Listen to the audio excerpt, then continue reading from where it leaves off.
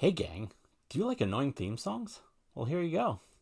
He got into vintage audio a year ago, but there's a lot of things he still doesn't know, so he started up a channel on YouTube, and here he is now, the Vintage Newbie. Hey gang, welcome to another episode of The Vintage Newbie. My name's Vernon Smith, and I'm the Vintage Newbie. If you are a newbie to the channel, welcome aboard. If you're old bee to the channel, welcome back. Don't forget to hit that like, share, and subscribe buttons, unless you don't want to. I don't make any money off of this, so who gives a shit? Okay, before we get started, today's episode is sponsored by Chair. Do you find yourself standing all the time and getting tired because of it, but you can't just go lay down and sleep your life away like a lazy sack of crap? Well, now there's a solution for you. Chair. Available anywhere chairs are sold. And you might not even be able to tell, but I'm using one right now. See how easy it is? You just sit down and take a load off. Okay, if you have seen more than 20 of these, then you might know that I have an affection, an affinity, a soft spot in my heart for realistic stereo gear by Radio Shack.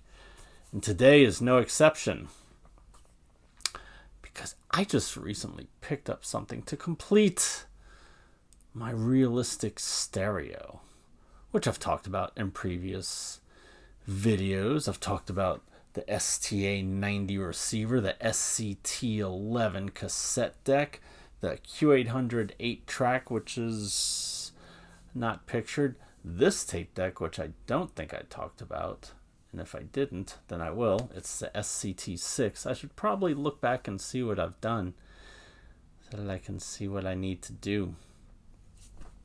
But it's been like a month or two since I've done this, so sorry. My memory's a little...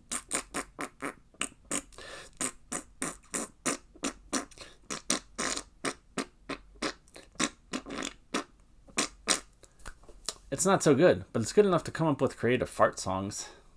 That's all that really counts. But I recently picked up the final piece for something. Yeah, for a complete stereo. And it is the Lab 300 belt drive turntable from Realistic. You can see the corner of it right there. It's kind of like a teaser. All right, well, let's go on over to it, shall we? And I'll walk you through all the functions and features, and maybe even a little help with the Realistic Lab 300 semi-automatic belt drive turntable. Here's the Lab 300 up close and personal. The dust cover was in pretty rough shape. It had a bunch of like tape residue all on the front and on the top and on the back. A bunch of scuffs, which it still has some. I ended up hitting it with some Meguiar's Plast X headlight restoration fluid goopy stuff, liquidy thing, and wiped it on, wiped it off, got in there with some other cleaning stuff, got in there with some rubbing alcohol to get the glue residue off. Like, I don't have any Goo Gone or forget what the other major one is, But I did have rubbing alcohol, and that got off a good bit of the stuff. Used the Meguiar's to get the scuffs out of it. It has some, but it was looking really, really, really rough. Got a neat little realistic badge right there. And also another one underneath it for whenever you flip it up, you can see it on the inside. But I can't really do that with this one because it is missing the hinges from the back. So you just kind of take it off like a removable dust cover. Kind of like with that Dual over there. But yeah, if it were to open up properly, then you would see whenever it's up. If that was coming into focus, it says realistic right there. But yeah, so I'm doing this one-handed and just kind of flip it, put it over here, and there is the turntable. It is semi-automatic, so there is not a start button to get it going, meaning you have to come over here and there's an up-down switch. Put it in an up position. Make sure this is unlocked so that you can move it. And then you move it over and it starts spinning around. You place it in the front. And I do not have the volume on because I don't want to get a copyright strike because I think YouTube has heard of the Beatles. Then you drop it down and it starts a playing for you. Don't believe me? I had the speakers off. So anyway. Yeah. So that's it in action, spinning around. You got your 33 and 45 RPM settings. You got your counterweight there, your anti-skate setting there. It was all set for this, so usually with an anti-skate there's like a little knob down here. I've never really messed with this kind before, so I hope it's good to go.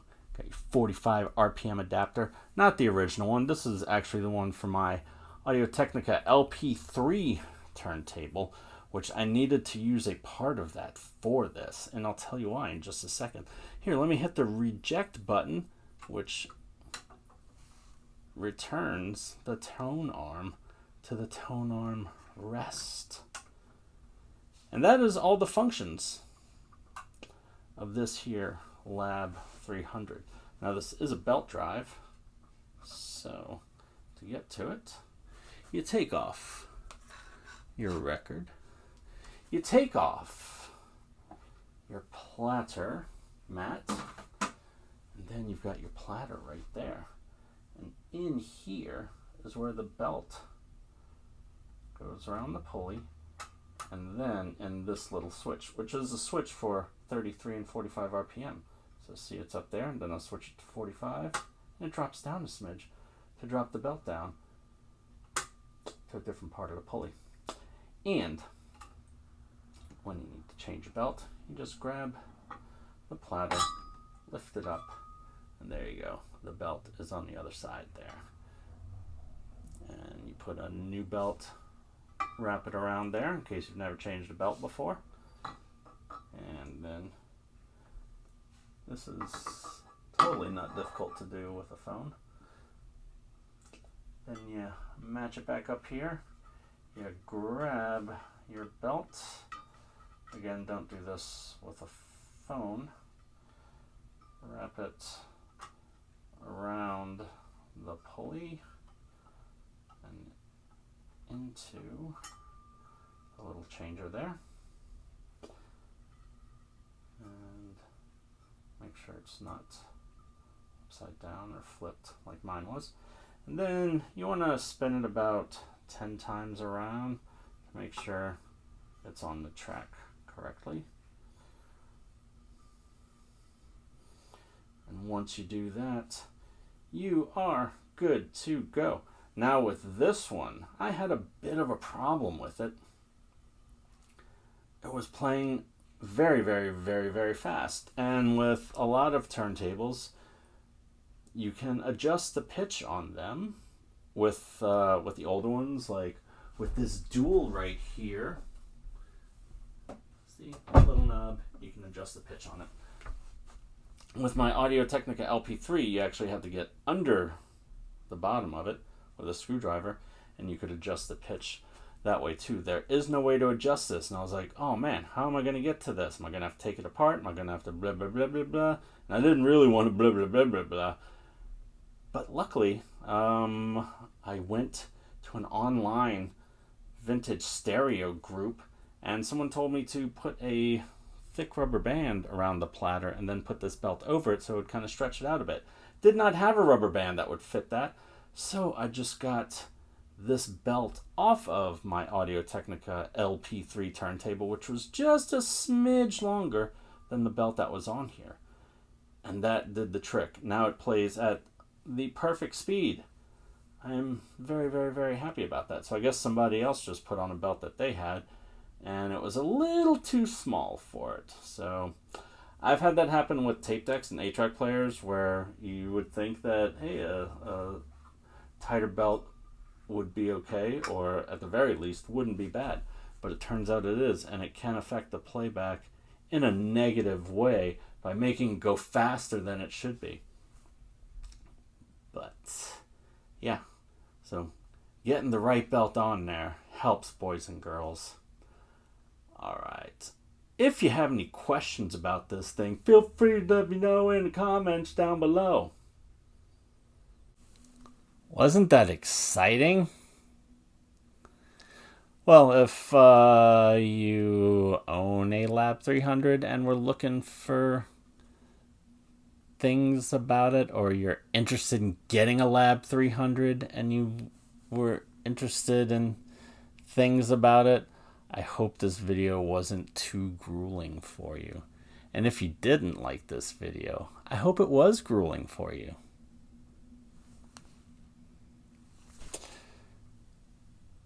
That'll do it for now. Thanks for tuning in, and I'll see you next time. Maybe tomorrow, maybe next month, maybe next then. I don't know. Have a blessed day.